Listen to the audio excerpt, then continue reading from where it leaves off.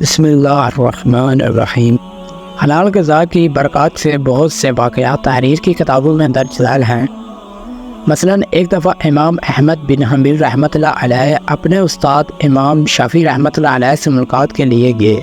رات کو کھانے کے دسترخوان پر کھانا چنا گیا تو امام احمد بن حنبل رحمۃ اللہ علیہ نے خوب سیر ہو کر کھایا۔ پھر امام احمد بن حنبل رحمۃ اللہ علیہ کو رات آرام کے لیے کمرے میں لے جایا گیا۔ امام شافعی رحمۃ اللہ علیہ صبح فجر کی نماز ادائیگی کے بعد ان کے ساتھ گھر واپس تشریف لے آئے اور انہیں کمرے میں بٹھایا۔ تھوڑی دیر کے بعد امام شافعی رحمۃ اللہ علیہ اپنے مہمان کے پاس آئے اور کہا کہ میرے بیٹوں نے 2 باتیں آپ کے بارے میں پوچھی ہیں، میں چاہتا ہوں کہ ان سوالوں کے جواب آپ دیں۔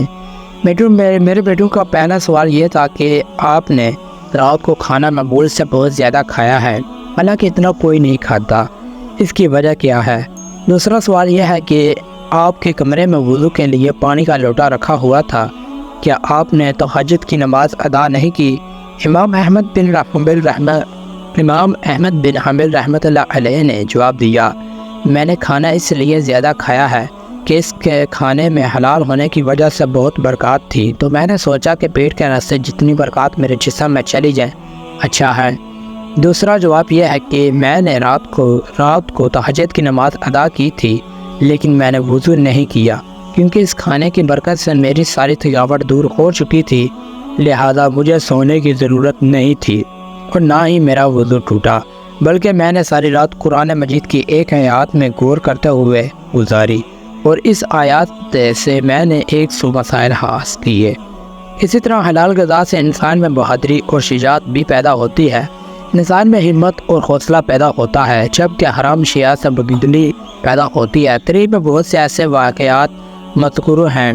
مثلاً ایک دفعہ افغانستان کے حکمران امیر عبدالرحمن نے اپنے بیٹے کو ولی عہد بنایا اور اسے ایک جنگی مہم پر بھیجا۔ اچانک وہاں سے اطلاع آئی کہ بادشاہ کا بیٹا میدان جنگ سے ڈر کر واپس بھاگ رہا ہے۔ امام عبدالرحمن کے لیے یہ خبر بہت پریشان کن تھی۔ انہوں نے یہ خبر شہزادے کی والدہ کو بتائی تو والدہ نے اس خبر کو سچ تسلیم کرنے سے انکار کر دیا۔ امیر عبدالرحمن کو حیرانی ہوئی، لیکن اسے ایک عورت کی کم سمجھی پر محمول کر لیا۔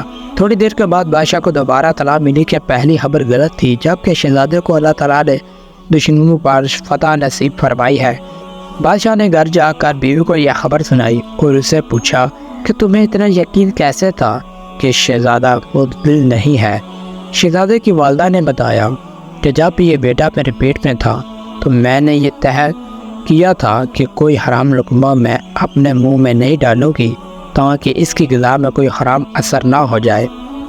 اور پھر جب یہ دودھ پی رہا تھا تو میں نے 2 کام کیے، ایک یہ کہ کبھی میں نے اسے بغیر وضو کے دودھ نہیں پلایا، اور دوسرا یہ کہ میں نے کبھی حرام لقمہ اپنے منہ میں نہیں ڈالا۔